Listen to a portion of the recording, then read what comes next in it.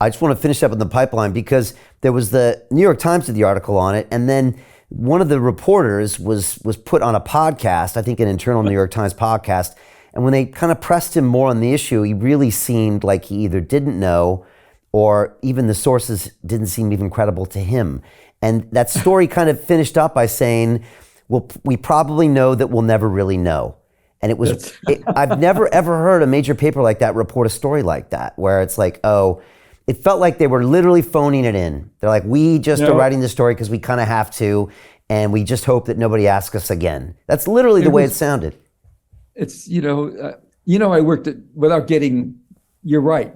His message was, he did a podcast. He didn't have to do it. Right. The New York Times now is, like a lot of newspapers, very audience, or, I subscribe to the New York Times and there's 15 different magazines and things I could get, you know what I mean? It's so full of, it's not, the business isn't newspapers anymore.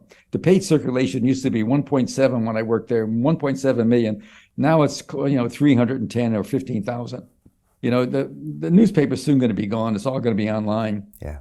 But by the way, the other big riff about me is unnamed sources.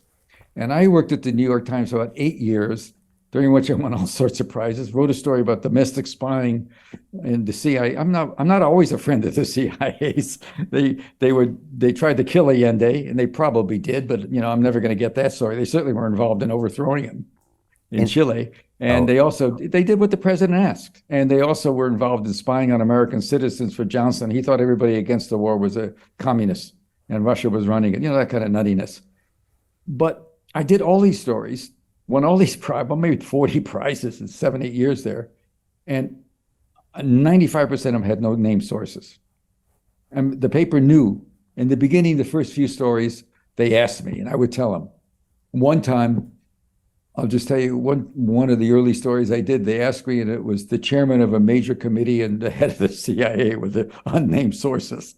And I showed my notes to the head. After they said, I give up, go away. I don't want to hear what you do. So it's just bizarre to me. It's not about me.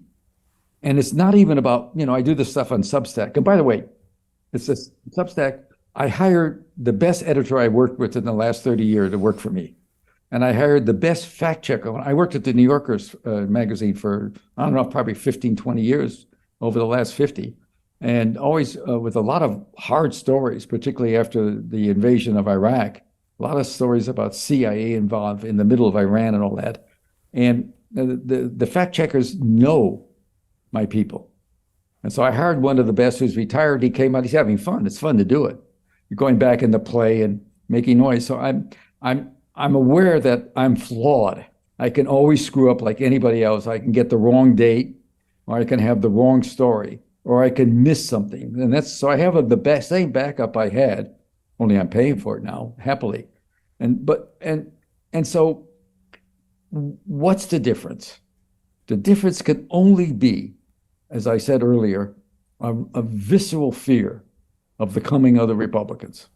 That's all I can think of. Right. And the same in the Washington Post. The Washington Post now has stories that begin, they'll have a story about Ukraine and there'll be 5 bylines on it. And they'll say, this story was written by the following, and they name them all. And I say to myself, that's the first lie. 5 people writing a story, that's the desk is writing that. The editor wants to know. That's her, she's a woman. It is a woman. And so they begin with a lie when they have all these names in a story. So Jim Rickards has just recorded a video that's not available to anyone in the public, and he's going to be talking about how this upcoming recession is going to be fast, it's going to be bloody, it's going to be nasty. But at the same time, he's going to show you how you can position yourself to profit from all of this chaos.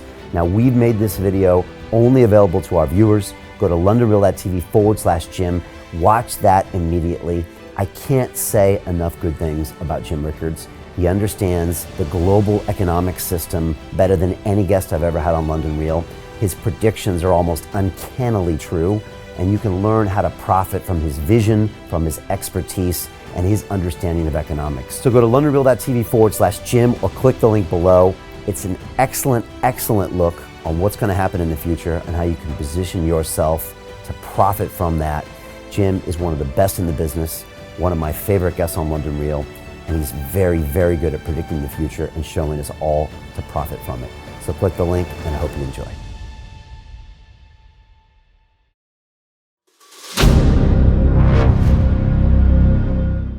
I'm looking for partners, collaborators, colleagues who want to join forces with me around the globe and create real value, generational wealth, and financial freedom for everyone else around the world.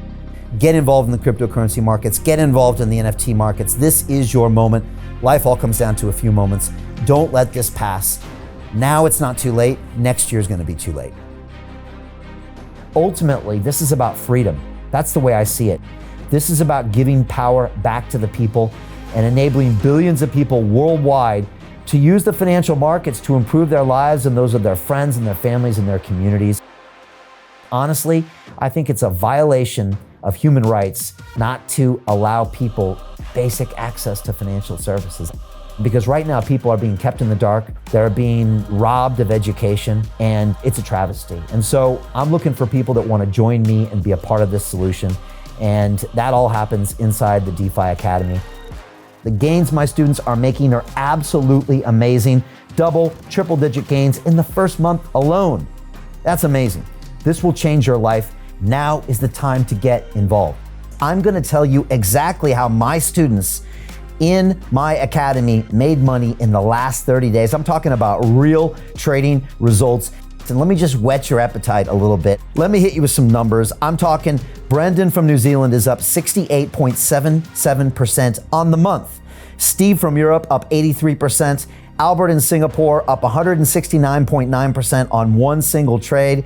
I got Susan up 153% on her call options alone, also rocking 139% returns and 442% returns as well on individual trades. These are people that are changing their financial future in the last 30 days, but it's based on trading discipline.